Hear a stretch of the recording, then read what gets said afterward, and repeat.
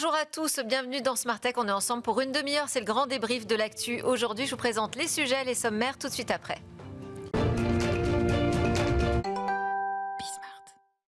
C'est parti pour le grand débrief de l'ActuTech. Aujourd'hui, autour de la table, nous avons l'économiste Julien Pillot. Bonjour Julien, consultant, enseignant-chercheur à l'INSEC, bien entendu, je l'ai dit tellement de fois. Moins fréquent, l'entrepreneuse Angélique Gérard est avec nous. Bonjour Angélique. Bonjour Delphine. Présidente de la STEM Academy, puis conseillère spéciale du groupe Iliad. Bienvenue dans ce débrief. À côté de vous, le chercheur Clément Feutry. Alors là, on est carrément sur une première, Clément. Première pour le débrief ensemble. Data scientist au sein du cabinet européen de conseil en stratégie et en organisation Square Management. Alors, nos sujets de débat, on va parler de la chute d'Insect et on va voir si c'est un cas d'école. On va aussi s'intéresser au Wi-Fi qui arrive dans les avions, à cet accord qui a été passé entre Air France et Starlink. Mais nous allons commencer avec la rentrée parlementaire. Alors, on va voir ce qu'il en est du numérique avec Éric Bothorel qui est connecté avec nous, député Renaissance de la circonscription Lannion-Paimpol dans les Côtes-d'Armor. Bonjour Monsieur Bothorel. Bonjour Delphine, vous allez bien ? Ouais, super. Comment se passe votre rentrée parlementaire, cette reprise des travaux ? Écoutez, elle se passe très bien. En tout cas, elle se passe mieux que elle s'est conclue au mois de juin. Non, très sérieusement, je pense on a tous très hâte de reprendre les travaux. Alors, bien évidemment, avec un focus sur le projet de loi de finances, qui sont les exercices obligés de cette fin d'année. Donc, peut-être un peu moins de place pour traiter du sujet Nice 2, tel qu'il avait été envisagé qu'il puisse être examiné avant l'échéance du mois d'octobre. Enfin, on aura l'occasion d'en reparler. Je pense que ce sera pour un peu plus tard. Alors, moi, j'en parle beaucoup de Nice 2, mais justement, c'était une question que j'avais. Est-ce qu'on va respecter cette échéance du 14 octobre, qui est normalement vraiment la date butoir pour transposer la directive dans les États membres ? Non, mais vous y croyez un seul instant, on est le 7. Donc, non, ce sera jamais le 14, et ça a été négocié pendant l'été vis-à-vis des instances européennes, bien évidemment, pour qu'elles tiennent compte des particularités qui sont liées à la décision du président de la République de dissoudre l'Assemblée nationale au mois de juin, et qui effectivement redistribue les cartes. Donc, qu'est-ce que vous avez comme dossier du numérique, là, sous le coude ? On a Nice 2 de toute façon qui viendra, ça c'est une évidence. Après, on ne sait pas sous quelle forme il viendra. Est-ce que ce sera un projet de loi qu'on appelle DADU, vous savez, qui embarque plusieurs types de dispositions dont il faut que notre droit s'adapte. Ouais. Alors oui, ça pourrait être, plutôt que de prendre le projet de loi résilience au départ dans lequel il y avait DORA, REC et Nice 2, peut-être repartir sur un texte moins complexe, issu de la rédaction de l'ANSSI, pour quelque chose qui sera soit avant la fin de l'année, soit en tout début d'année prochaine. Bon, je voulais quand même vous entendre sur la nomination de Clara Chapaz. Alors, rattachée à la recherche, mais il y a cette question peut-être d'un double rattachement, d'ailleurs, avec Bercy. Oui, alors j'ai pas vu les décrets d'attribution pour l'instant. C'était les questions qu'on avait. J'ai évoqué le sujet avec Clara quand je l'ai rencontrée après sa prise de fonction lors d'un match caritatif pour e-enfance. Donc le premier sujet de discussion, c'était de savoir effectivement si elle reprenait des périmètres de l'ancien périmètre de Marina Ferrari, parmi lesquels les télécoms, etc. Il semblerait qu'il y ait une petite redistribution malgré tout avec d'autres acteurs de Bercy. Je n'ai pas, alors je vous parle des décrets d'attribution, mais il semblerait quand même que Clara ait la main sur quelques administrations berciennes, ce qui est plutôt rassurant par rapport aux premiers éléments qui avaient circulé. Bon, parce que ce rattachement à l'enseignement supérieur et à la recherche, ça vous séduit, vous, pour adresser par exemple le sujet de l'intelligence artificielle, on se dit c'est pertinent, pour autant Clara Chapaz n'a pas non plus un profil scientifique. Comment vous percevez les choses ? Je pense que sur l'intelligence artificielle, tout le monde conviendra que, parce que d'abord, on est le pays organisateur du sommet de l'action pour l'intelligence artificielle qui aura lieu au mois de février au mois de février de 2025. Oui. Et ensuite, parce que nous avons, et ça a été rappelé par le chef de l'État, engagé des moyens via France 2030 sur la formation de 100 000 ingénieurs autour de l'intelligence artificielle pour faire de la France un pays plus qu'attractif, un pays leader sur le sujet. Ça me paraît pas déconnant en fait que Clara soit rattachée au ministère de l'Enseignement et de la Recherche, parce qu'il y a ce sujet qui est prioritaire. Je dis pas que les télécoms, on a fait le boulot. Enfin, on sait bien qu'on a des sujets sur la couverture, mais enfin, admettons quand même que depuis 2017, il y a des choses qui aient été faites et qu'aujourd'hui, on est plutôt sur la fin de comète, la queue de la comète, qui est le raccordement, la fin du cuivre, d'un certain nombre, enfin, des aspects qui sont plus tout à fait ceux de l'urgence avec laquelle il fallait traiter le sujet il y a quelques mois. Il y a malgré tout des sujets sur la cybersécurité, mais là c'est pareil, on le sait bien, il y a un sujet qui est porté pas uniquement par la secrétaire d'État, qu'elle soit rattachée à Bercy ou ailleurs, le dispositif rattaché à Matignon, le fameux SGDSN, et puis l'ANSSI, qui travaille sur ces sujets. Donc voilà, je pense que c'est une bonne chose, d'abord qu'on ait un gouvernement à cette rentrée, après la trêve des Jeux Olympiques, et qu'on se mette au boulot. Oui, bien sur les réseaux, il y a quand même aussi un règlement qui est attendu du côté de tous les opérateurs européens, le Digital Networks Act. D'ailleurs, je fais un sujet là-dessus dans Smartech, mais on aura le temps d'en reparler. Une réaction, Angélique Gérard ? Oui, moi je suis plutôt étonnée et agréablement étonnée en fait du rattachement de Clara Chapaz au ministère de l'Enseignement supérieur et de la Recherche. Je vois ça d'un très bon signe en fait. Je trouve que c'est un signe très fort du gouvernement qui prouve sa volonté d'investir en fait sur la recherche. Donc on a grand besoin en fait que ça puisse fonctionner ainsi. Quand Bercy avait une approche quand même plus centrée sur le développement économique et le soutien au développement commercial des startups. Clara Chapaz, c'est une figure majeure de l'écosystème français en termes de start-up. Elle risque, enfin c'est pas qu'elle risque, c'est que je pense qu'on va avoir une stratégie en fait axée sur, on va venir renforcer les collaborations entre les start-up et la recherche, donc les universités, les labos, pour faire de la France, en tous les cas on l'espère, une nation de pointe en matière de technologie de rupture. Et puis cette réorganisation, elle peut aussi vouloir symboliser une vision plus durable et plus intellectuelle du numérique, où la formation des talents, la création des savoirs et l'innovation scientifique prend enfin sa place dans la stratégie nationale. C'est ce qu'on souhaite. Et puis, on vous souhaite une bonne reprise, Éric Bothorel. Je ne sais pas comment ça se passe au niveau des rapports de force politique sur les sujets du numérique. En général, vous êtes une poignée, plutôt tous d'accord sur ce qu'il faut faire, non ? Oui, alors on va être peut-être un peu moins nombreux. Enfin, j'ai pas fait le compte de ceux qu'on avait perdus pendant l'été, même si entre 2017 et 2022, on avait déjà perdu quelques personnes qui avaient investi ce champ-là par le passé. Le rapport de force, écoutez, il va se mesurer à l'épreuve des textes examinés. Enfin, souvent la vérité des prix, c'est au moment de la réunion des commissions ou celle de l'Assemblée qui permet. Enfin, c'est à ce moment-là qu'on a une petite idée du rapport des forces. Ok, merci beaucoup d'avoir été connecté avec nous. On vous laisse reprendre vos travaux. Nous, on va continuer notre débrief en plateau. Je voulais qu'on revienne sur la chute de cette start-up industrielle Insect, géant français de l'élevage d'insectes. L'entreprise a ouvert une procédure de sauvegarde juridique. Elle a 1 an pour trouver de nouveaux partenaires financiers, puis sauver sa peau. En vrai, moi, ma question, c'est comment est-ce qu'on en est arrivé là ? Julien, quelle est votre analyse ? Les raisons sont multiples, elles sont d'ordre macro et puis d'ordre microéconomie, comme très souvent d'ailleurs pour les histoires de ce type-là. Sur le plan macro et conjoncturellement, on peut évidemment déplorer le fait que la conjoncture actuelle soit compliquée sur le plan économique. Effectivement, lever des fonds aujourd'hui est un peu plus compliqué que ça ne l'était les années précédentes parce que le relèvement des taux fait que l'argent gratuit n'existe plus et ça devient quelque chose d'assez compétitif de lever des fonds aujourd'hui. D'ailleurs, on le voit depuis le début de l'année, on est sur des levées de fonds de l'ordre de 250 millions d'euros pour les startups de ce type-là, contre 1 milliard l'an dernier, à époque comparable en fait. Donc on voit qu'il y a quand même un gros coup de frein en fait. Un gros coup de frein dont finalement les startups qui n'ont pas encore la capacité d'être rentables par leur business model, par l'exploitation de leur business model, finalement sont les premières à souffrir. Et donc derrière, il faudrait regarder sur le plan microéconomique ce qu'a fait Insect ou ce que n'a pas fait Insect, mais peut-être qu'il y a eu des des précipitations dans certaines opérations d'acquisition. Peut-être qu'il y a eu aussi une montée en puissance en fait sur le plan industriel, peut-être un petit peu trop rapide par rapport à la réalité de la demande sur le marché qui leur est adressé. Et tout ça mis bout à bout fait que effectivement derrière on a des startups d'ordre industriel qui sont en difficulté en France. Et puis évidemment le dernier étage de la fusée c'est toujours le même, c'est quel est l'état finalement de notre écosystème de corporate venture en fait en France et en Europe plus particulièrement.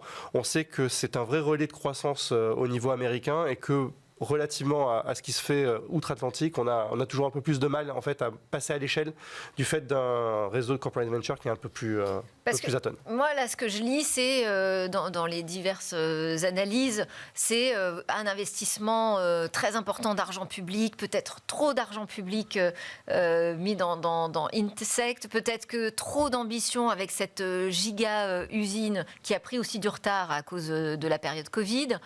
Bon, est-ce qu'on doit comme ça s'auto-flageller alors qu'on était face à quelque chose de très ambitieux finalement, Clément ? Je vois qu'on lit les mêmes choses, j'ai les mêmes informations que vous. Moi, si je prends un peu plus de recul, ce que je me dis aussi, c'est que est-ce qu'ils sont finalement pas trop en avance ? Ça s'est déjà vu par le passé, hein, par exemple, même sur des grosses boîtes. Microsoft qui avait essayé de lancer l'iPad avant l'heure, ça avait floppé complètement. Qui autour de ce plateau a déjà mangé des insectes finalement Je pense qu'on moi. Bon, bah, finalement, on n'est peut-être pas représentatif de la totalité des Français, mais je pense que. Et puis c'est quand même d'abord pour l'alimentation animale. C'est l'alimentation animale. Mais de ce que j'ai lu, il me semble que c'est quand même plus cher que d'autres sources d'alimentation. Alors il y a une ambition écologique qui est totalement louable et souhaitable, mais je pense qu'il y a peut-être une avance de phase un peu trop importante avec le marché, que ce soit pour les animaux ou pour les humains, avec des coûts de production qui sont en train de baisser, mais qui n'arrivent pas encore à rattraper l'objectif. Mais c'est un peu le principe de la start-up industrielle, de la deep tech. Angélique, quelle est votre lecture de cette aventure entrepreneuriale ? Bon, déjà, c'est triste, hein, parce que c'était un de nos fleurons de la French Tech, donc évidemment, c'est pas une bonne nouvelle. On espère que notre grande prêtresse de l'administration judiciaire du redressement, Hélène Bourboulou, arrivera avec les dirigeants à reconstruire l'histoire. En fait, ce projet phare d'Insect, c'est quand même le pionnier, en fait, en termes sur la production de protéines par les insectes. Ils ont fait des choix, on va peut-être parler même du choix du ver de farine, qui est un sujet, parce qu'en tant que pionniers, forcément, ils ont été sur ce sujet quand d'autres alternatives concurrentes sont nées, sur un marché qui n'est pas encore mature. On peut parler d'Innovafeed, on peut parler également de Next Protein, qui a investi sur la BASF. La BASF, qu'est-ce que c'est ? C'est la mouche soldat noir. Ça demande moins de complexité. C'est des croissances beaucoup plus rapides, hein, de l'œuf à la larve sur la mouche, vous êtes en 14 jours, en fait, le ver de farine, lui, est nourri par des céréales, donc il faut les acheter, donc il y a un coût, lorsque la BASF se nourrit de déchets organiques. Agricoles, alimentaires, donc en plus c'est joli pour la planète, et donc va pouvoir produire des quantités de protéines en un temps record. Donc aujourd'hui, il y a des concurrents qui n'ont pas levé autant, je crois que c'est 600 millions d'euros quand même, donc on a un acteur qui a une dépendance excessive au capital, qui a construit cette magnifique usine qui devait produire 60 000 tonnes d'insectes par an, mais qui n'a jamais en fait atteint sa maturité industrielle. Et donc tout ça fait que ça devient extrêmement complexe et que l'ambition a peut-être quand même été un peu importante. Est-ce que c'est un mauvais signe pour la réindustrialisation de notre pays, Julien ? Un mauvais signe, il ne faut pas non plus il ne faut pas donner à Insect plus d'importance qu'elle n'en a.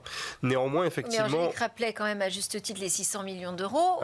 On pariait quand même beaucoup dessus. Oui, mais elle a aussi parlé peut-être de quelques erreurs stratégiques. Et on a pu aussi souligner le fait qu'ils étaient un petit peu en avance sur le marché, ce qui stratégiquement est toujours un problème.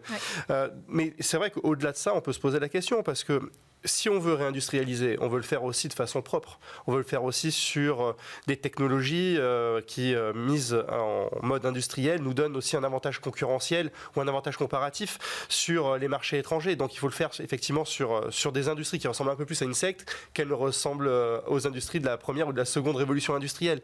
Donc effectivement, pour pouvoir réussir à faire monter en puissance ces industries-là, il faut une amorce longue et massive de capitaux qui viennent du public ou du privé. Mais c'est vrai vrai qu'en ayant un écosystème de corporate venture qui est moins, on va dire, dynamique que ce qui peut exister par ailleurs, on a effectivement une ultra-dépendance à des capitaux publics, tu en as parlé tout à l'heure d'ailleurs, à juste titre, et peut-être que ça nous pose une question de savoir si tous nos objectifs de réindustrialisation à périmètre constant sont effectivement réalisables si on se veut, si on se rêve une réindustrialisation un peu plus verte en fait. Et pourquoi est-ce qu'on n'a pas ces gros fonds aujourd'hui capables de soutenir notre deep tech ? C'est, je pense, avant tout culturel aussi. Hein. Moi, j'étais jeudi dernier avec un... Dans Venture Capitalist, il y a la notion du risque. Donc, je veux dire, dans ces métiers-là, le risque existe. Je veux bien entendre qu'on n'a pas la culture du risque, mais ce sont des métiers où on risque de l'argent. Pourquoi est-ce qu'on en risque moins en Europe qu'ailleurs ? Un fonds, il vise surtout son exit à 5-6 ans. Donc forcément, il a aussi cette analyse du risque. Donc son objectif, c'est quand même de gagner de l'argent. Ouais. Et de faire x3, x4 mais son investissement. C'est pareil outre-Atlantique. Son objectif, c'est aussi de gagner de l'argent. Oui, absolument. Absolument. Mais sur des marchés qui sont quand même très différents, parce qu'effectivement, il y a une dimension culturelle. Nous, en Europe, c'est vrai qu'on a eu plutôt tendance à se reposer sur de la finance institutionnelle, là où, effectivement, aux États-Unis, la finance de marché a de suite pris une place prépondérante, en fait, dans le financement de l'économie. Et puis, effectivement, les États-Unis, c'est un marché de quasiment 300 millions, un marché captif, en tout cas, qui crée une amorce qui est importante, parce que c'est un gros marché. Nous, on n'a pas cet effet marché européen. N'étant pas clairement unifié pour l'instant, non, on n'a pas forcément ça, et même c'est pire, c'est que chez nous, il y a de la concurrence entre les pays, entre les États membres, qui se font parfois du dumping, en fait, à l'intérieur des frontières de l'Union européenne.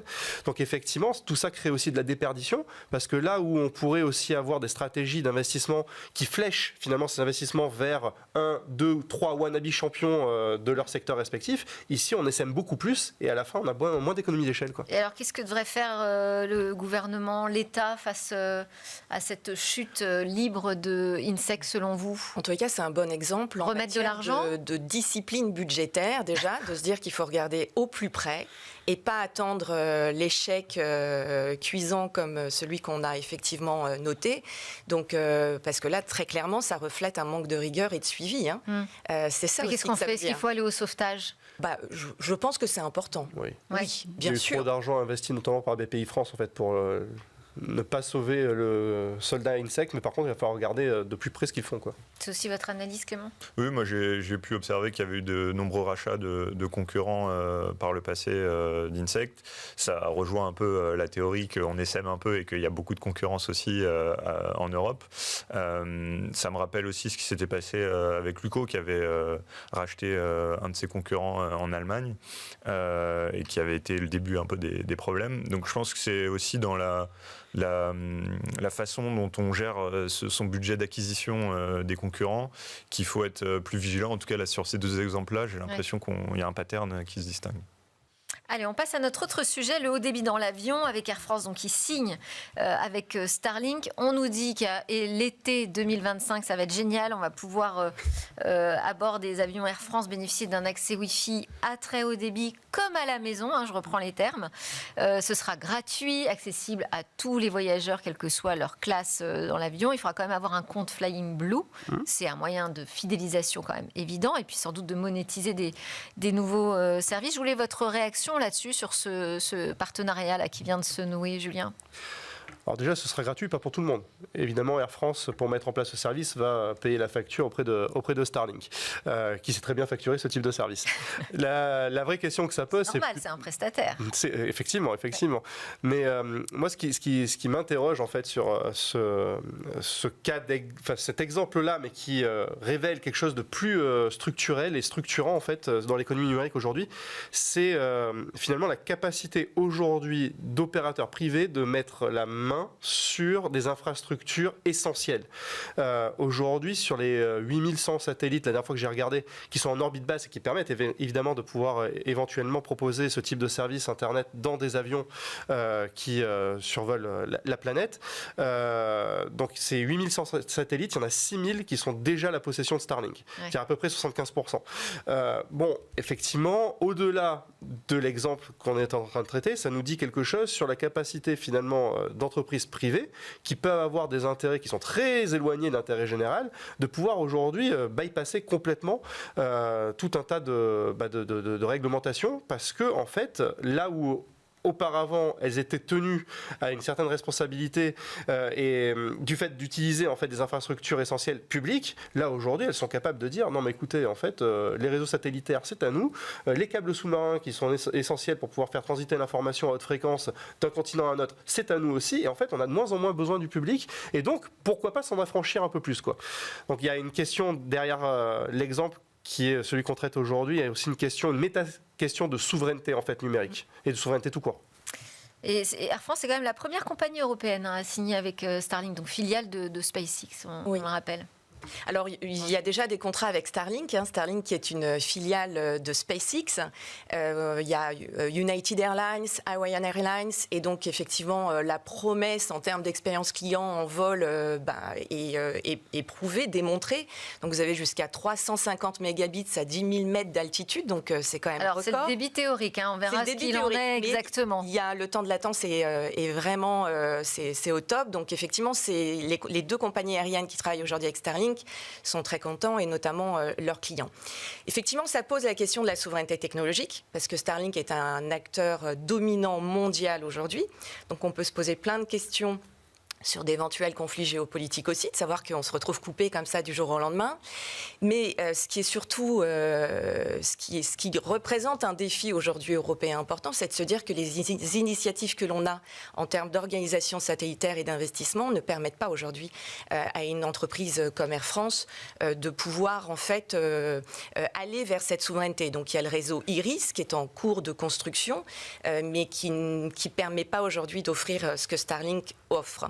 Et puis il y a peut-être un sujet qui, moi, me tient à cœur sur la question environnementale et la durabilité, c'est qu'il va falloir qu'on encadre quand même cette gestion durable de l'espace orbital et les débris spatiaux qui vont être de plus en plus nombreux. Il faut savoir que les débris spatiaux, le plus gros risque, ce sont les populations au sol qui le courent. Et alors, c'est vrai que le fait d'avoir des satellites en basse orbite, ça permet d'avoir une meilleure connexion parce que c'est plus proche des avions dans le ciel. En revanche, ça ne permet pas d'avoir une connexion absolument partout. Pour ça, on continue d'avoir besoin de satellites géostationnaires. Enfin, quand même, on voit là l'avance considérable prise par Starlink d'Elon Musk. Oui, c'est une avance considérable. On voit aussi qu'il a bien pensé son plan avec SpaceX d'un côté qui permet de mettre en orbite les satellites d'une autre de ses sociétés, finalement Starlink. Donc là-dessus, tout est bien huilé. Il y a effectivement toutes ces questions de pollution orbitale, on va dire.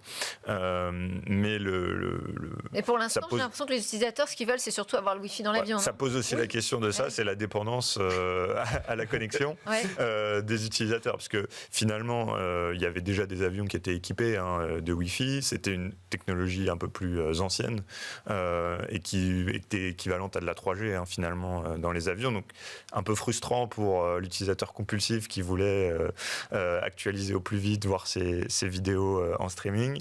Et là on a un franchissement d'un gap technologique qui permet de retrouver des usages tels qu'à la maison, de pouvoir télétravailler dans l'avion, de pouvoir avoir un divertissement plus varié que ce qui est proposé par la compagnie. Donc ça permet normalement de faciliter l'expérience utilisateur dans les avions. Oui, et puis de générer des nouveaux revenus. Je disais que ça va permettre quand même de monétiser de nouveaux divertissements aussi dans l'avion.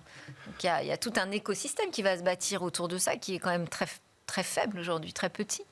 L'essentiel sera comme du B2B. C'est vraiment des facturations entre des sociétés comme Starlink et des compagnies aériennes, puisque si vous devez vous connecter à 10 000 pieds d'altitude à votre compte Netflix, en vrai, vous êtes déjà abonné à Netflix. Si vous devez vous connecter à Deezer, vous êtes déjà abonné à Deezer. J'imagine les possibilités en termes de e-commerce. Je suis dans l'avion, je vais pouvoir réserver plein de services à destination, peut-être des guides, des tours opérateurs qui vont s'emparer forcément de ces nouveaux moyens de connexion. Des choses qui sont déjà, alors peut-être pas de façon aussi fluide que pourrait le permettre une connexion de ce type-là, mais ça se fait déjà à travers des conciergeries, et puis même les compagnies aériennes proposent déjà aussi ce type de service. Mais c'est pas l'âge de pierre pour l'instant, franchement. Mais c'est intéressant le sujet de la monétisation, donc cet aspect économique, parce que Air France doit équiper 200 avions Donc c'est cette technologie satellitaire en orbite basse. Et le coût d'investissement n'a pas été révélé publiquement par Air France. Ah oui. Déjà, effectivement, vous l'avez souligné, dès l'été 2025, ces équipements et ces infrastructures vont commencer à être déployés, mais on ne sait pas sur quel calendrier, en fait, il va être achevé. Donc ça pose, en fait, la question de l'équilibre des coûts d'investissement. Parce qu'à court terme, on a effectivement un avantage compétitif. Air France a un avantage concurrentiel aujourd'hui et donc va attirer sans doute beaucoup de clients. Mais en même temps, on ne sait pas dire quelles sont les économies potentielles qu'Air France va arriver à faire ou les gains additionnels avec de l'e-commerce online sur les avions. Oui, quel va être le retour sur investissement finalement? Donc, ils se sont engagés à ne pas augmenter le prix des billets. C'est une vraie question. Pour ce service-là, en tout cas. On n'est pas au courant d'une exclusivité quelconque. Je crois que, comme disait Angélique, aux États-Unis, il y a plein de compagnies qui ont fait affaire, je dirais, avec Starlink sur cette technologie. Là, en Europe, c'est d'abord Air France, mais peut-être qu'ils vont être rattrapés par la concurrence qui est rude en ce moment. Oui, il n'y a pas d'exclusivité. Il n'y a pas d'information là-dessus, donc je pense que ce n'est pas exclusif. Ouais. Sur les chiffres qui ont circulé, on parlait d'investissement de type infrastructure entre 15 et 25 000 euros par avion équipé. Et ensuite, évidemment, un abonnement entre Air France et Starlink pour pouvoir utiliser la bande passante d'une certaine façon. Et là, on peut imaginer qu'il y a une partie fixe et une partie variable en fonction, effectivement, des appels de bande passante qu'il peut y avoir. Donc, c'est effectivement, la facture risque d'être extrêmement salée.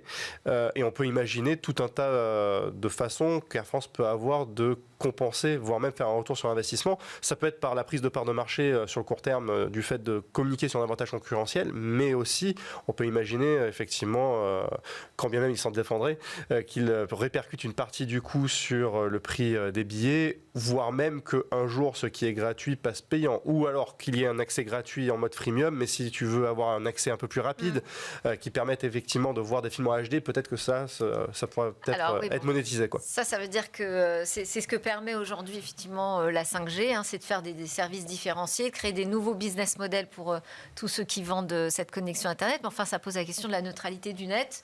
Aussi, et ça c'est pas une question simple. Je voulais aussi vous faire réagir parce que Air France, donc compagnie européenne qui signe avec Starlink américain, ça veut dire encore une fois qu'on n'a pas été capable de proposer une offre compétitive. Ça met en lumière le manque d'investissement dans des solutions européennes, même si encore une fois il existe Horizon Europe ou Iris qui ont le mérite d'exister et Julien. Mais c'est d'autant plus pertinent comme question et comme interrogation que tout à l'heure tu parlais en fait de la surpopulation de satellites en orbite, ce qui fait qu'en fait les satellites d'Elon Musk aujourd'hui ils ont préempté des espaces. Et que plus ils ont préempté d'espace, moins il y a d'espace disponible pour des offres concurrentes. Parce que derrière, ça risque de créer des risques de collision en cascade avec des vrais dangers à la fois pour la tenue des réseaux, mais plus important, sur la retombée des débris spatiaux, éventuellement sur des maisons ou sur des personnes.